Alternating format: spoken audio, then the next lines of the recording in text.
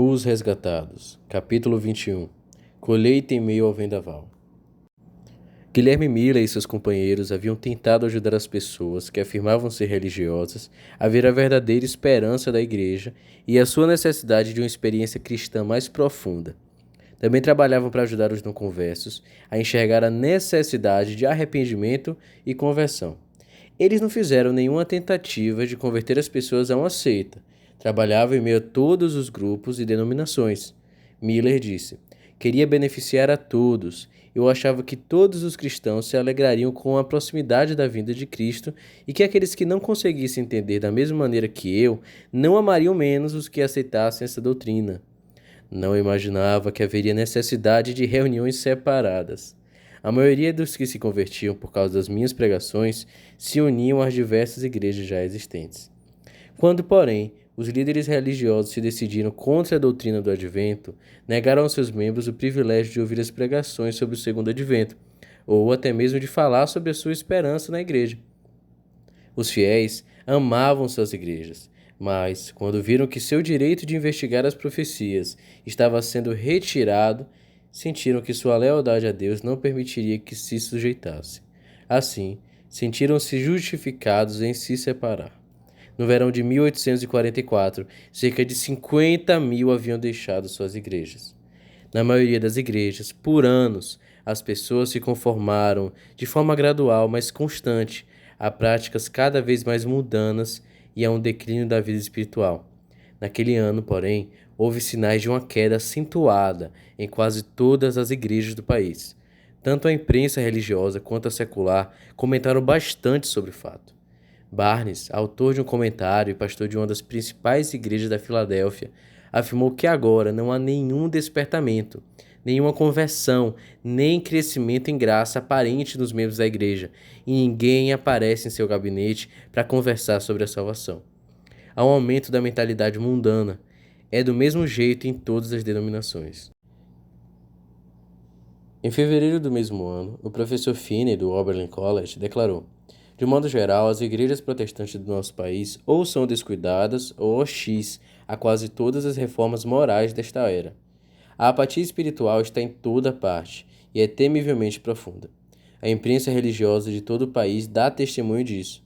São muitos os membros da igreja que estão se tornando adoradores da moda, dando as mãos para os descrentes em festas de prazeres, danças, comemorações, etc. As igrejas em geral estão se tornando tristemente corruptas.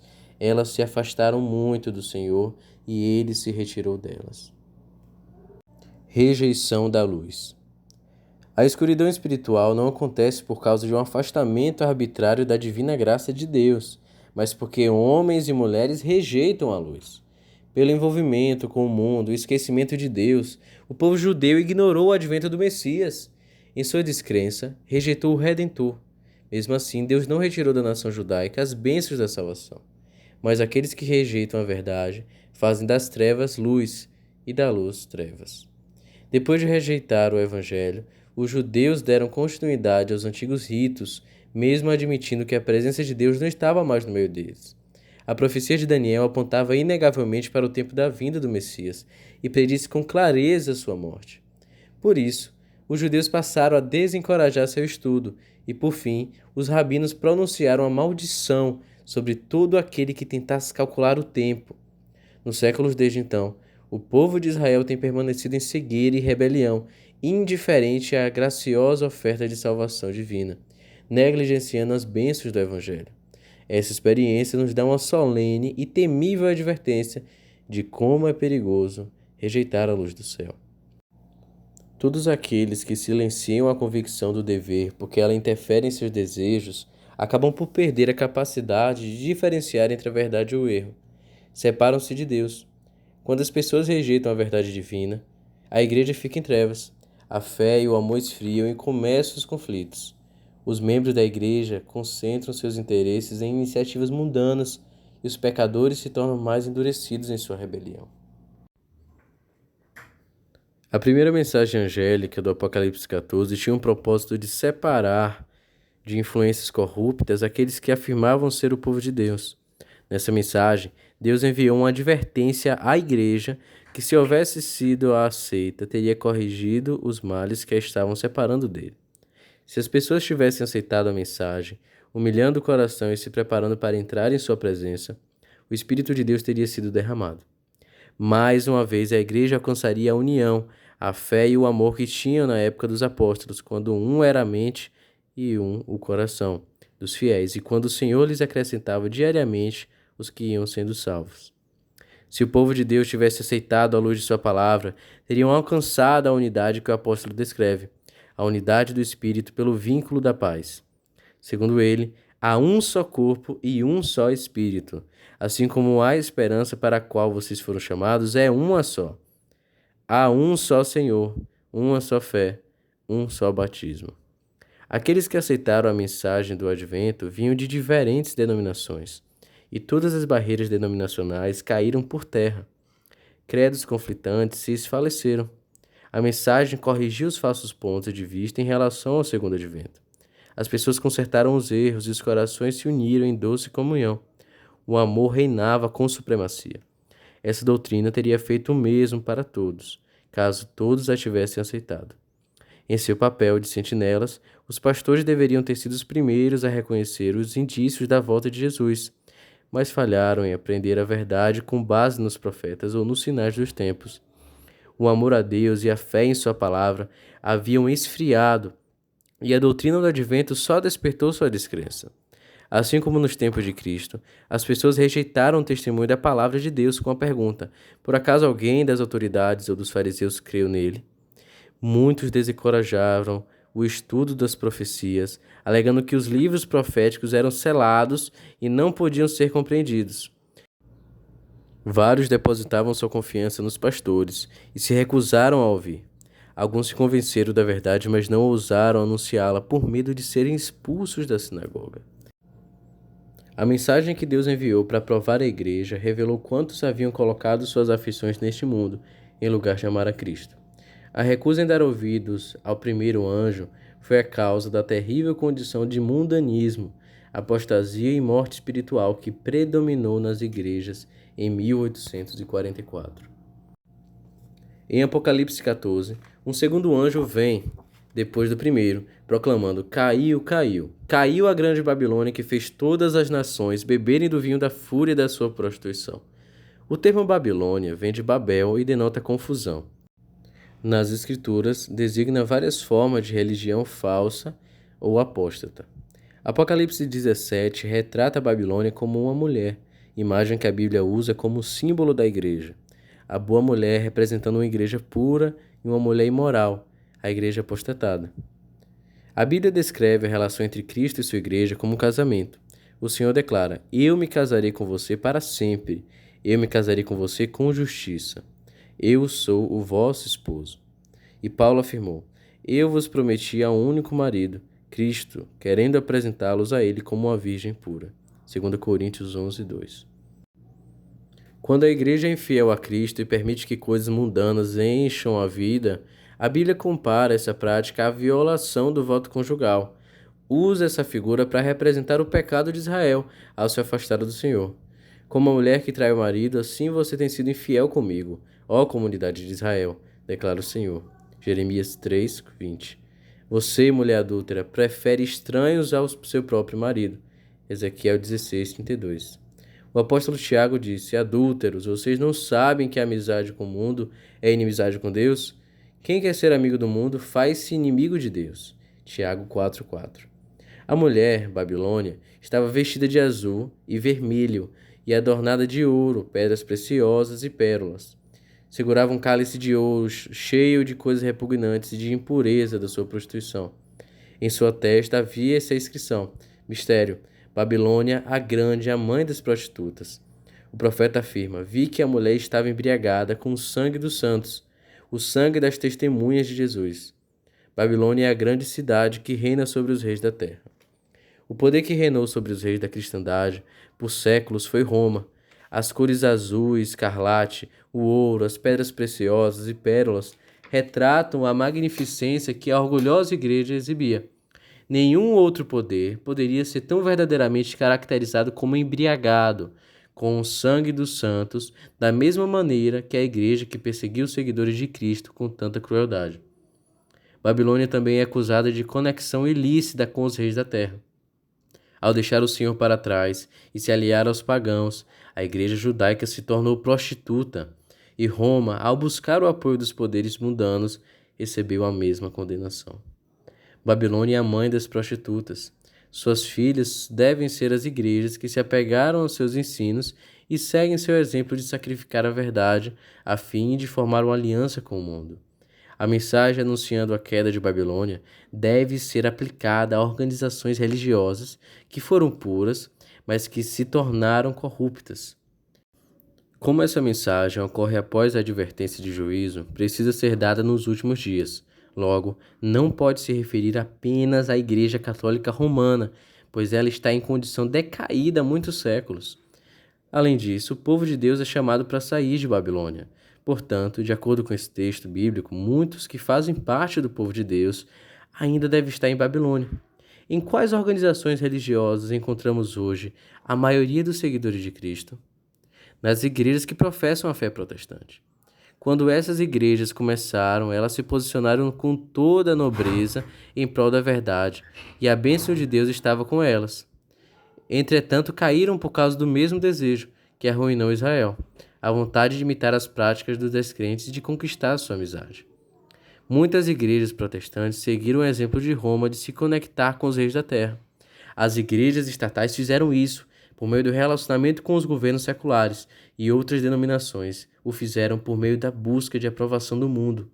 O termo Babilônia, confusão, é aplicado a esses grupos que afirmaram extrair suas doutrinas da Bíblia, mas que, em vez disso, se dividem em grupos incontáveis com crenças conflitantes.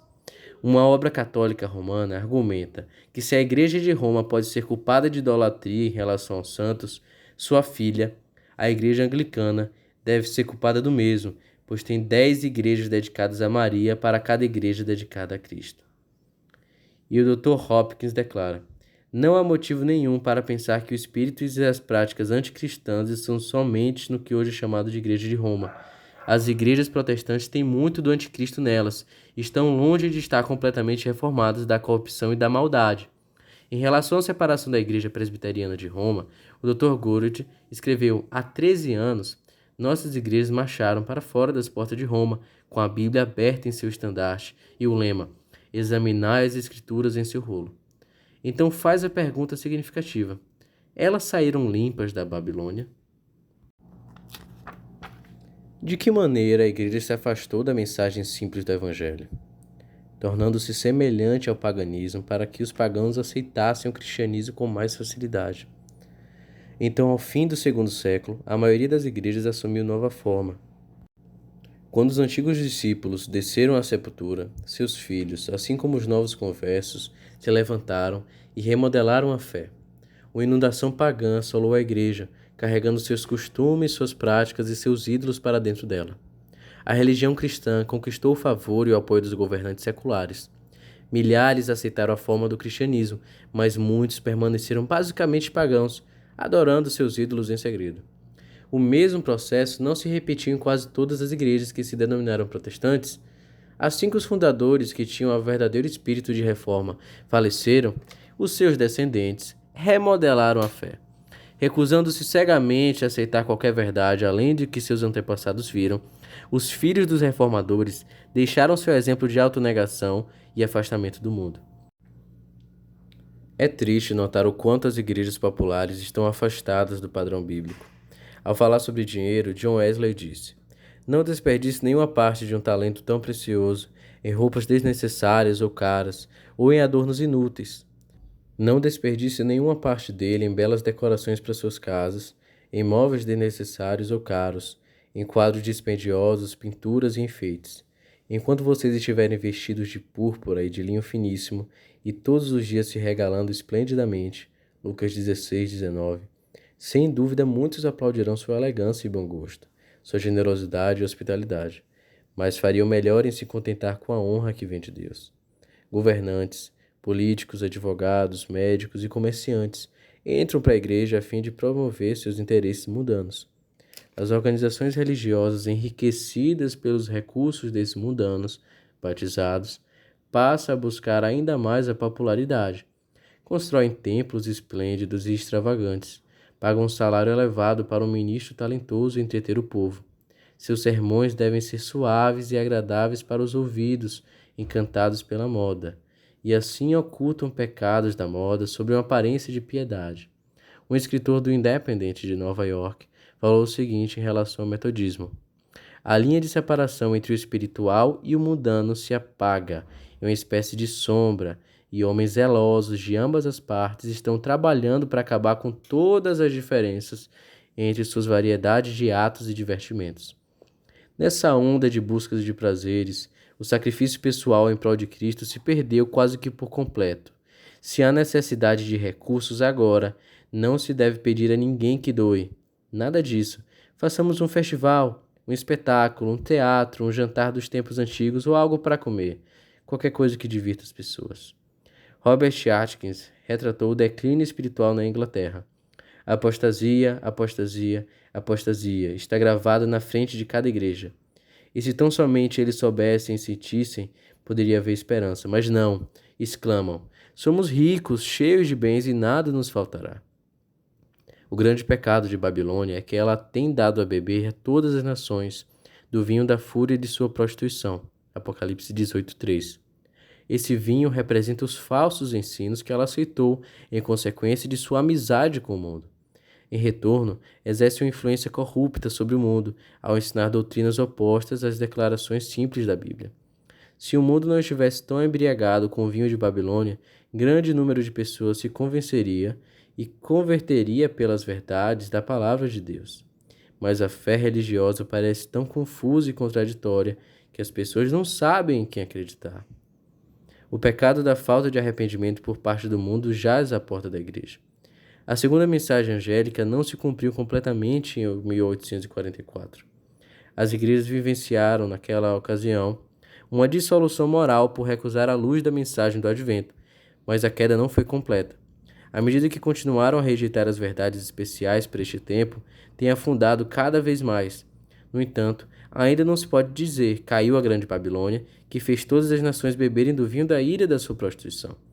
As igrejas protestantes estão incluídas na denúncia solene do segundo anjo, mas a obra da apostasia não chegou ao seu auge. Antes da vinda do Senhor, Satanás trabalhará com todo o poder, com sinais e com maravilhas enganadoras. E aqueles que rejeitaram o amor à verdade que os poderia salvar serão deixados para aceitar o poder sedutor, a fim de que creiam na mentira.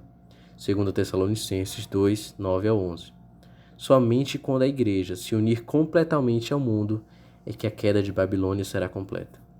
A mudança é progressiva e o cumprimento final de Apocalipse 14:8 ainda é futuro. A despeito das trevas espirituais nas igrejas que formam a Babilônia, a maioria dos verdadeiros seguidores de Cristo ainda está nessas igrejas. Muitos nunca tiveram contato com as verdades especiais para este tempo.